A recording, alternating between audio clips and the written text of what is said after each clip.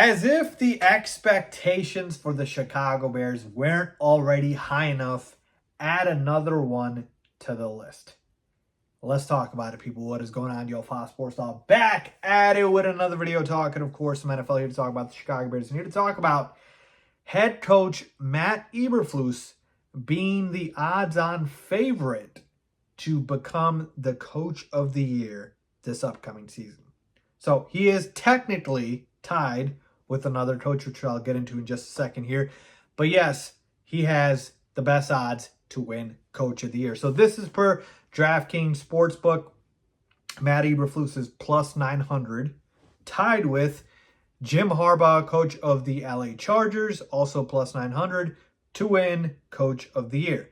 Now, some of the other guys here after them, Robert Saleh, coach of the Jets, plus 1,100. DeMeco Ryans, coach of the Texans, obviously, plus 1,100. Matt LaFleur, plus 1,200. Packers coach, and then Raheem Morris, Falcons new head coach, at plus 1,300. So I would remind you, last year the winner was Kevin Stefanski, coach of the Cleveland Browns. I do think that was well-deserved. But maybe DeMeco Ryans also could have been the guy as well. He did a fantastic job with the Texans last year. But yeah, let's talk about this, all right? This was something I did not expect to see, which is Matt Eberflus being the odds-on favorite. Now, look, it's the offseason. We're just talking about these, off-season topics and storylines and award early favorites. But it is interesting that the odds makers think that Eberflus is going to win Coach of the Year, because usually Coach of the Year goes to a team that people don't think will be very good and then ends up overperforming, right? That's what the Browns did last year. I mean, they're a good team, but they dealt with a lot of injuries and still were able to make the playoffs, still were able to be really good. So that's why Stefanski got it. So this year, I'm a little surprised by this, because the expectation from the media, from everybody, is that the Bears will be better. They will be good. Like, I think people expect the Bears to be very good this upcoming season. Now, I think this is coming from the fact that, hey, if Eberflus ends up, winning 10 games, 11 games, and the Bears win the division, then yeah, he could win this award. So to me, it's not crazy. And again, plus 900 odds, like, these are kind of long shot odds. We're talking about, putting $100 down to win 900. We're not talking about even odds here. So it's not a lock by any means. But I just, did a little exercise, and I kept thinking, hey, what are the other coaches that I could potentially see winning this award? And remember, I told you, it's coaches with teams that people don't think will be good that end up overperforming, right? The last, the first type of teams. And just looking at the guys that they have here, Jim Harbaugh, the Chargers could be good. I mean, they really don't have a lot of offensive help for Justin Herbert. They lost Austin Eckler. They lost all their receivers. We have one of them in Keenan Allen. So, can I really see their offense being good? Their defense should be solid.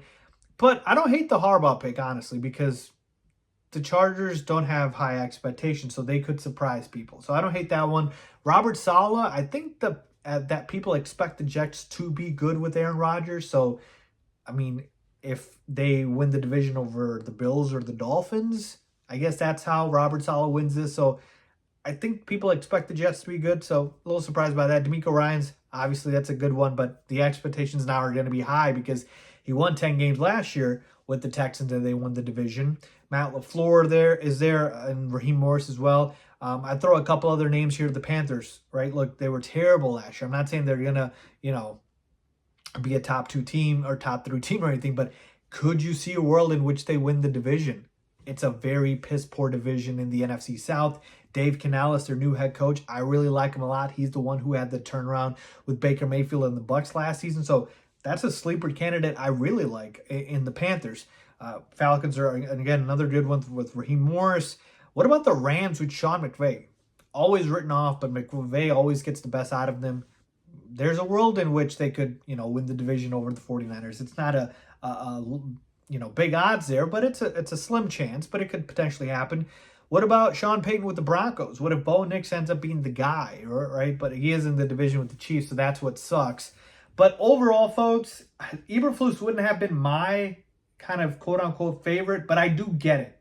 And how I think he wins this award is if the Bears win the division. It's not going to be good enough to win 9, 10, 11 games. You have to win the division over the Packers and over the Lions. The Lions are the favorites right now, as they should be, and I think it's the Packers after that, and then it's the Bears. But they have to win the division. And honestly, I'm not too concerned with the Coach of the Year award. Matt Nagy won this award a few years ago, so it doesn't mean much to me. But just thought it'd be fun to come on here and discuss with you guys. So we have, the odds-on favorite for the Offensive Rookie of the Year in Caleb Williams. And now we have the odds-on favorite for Coach of the Year in Matt Eberflus. So expectations sky high for the Bears this upcoming season. Let's see what happens. Leave a comment down below with your thoughts. Do you think Eberflus wins Coach of the Year? Do you care? Do you not? Leave a comment down below as always. Thanks for watching.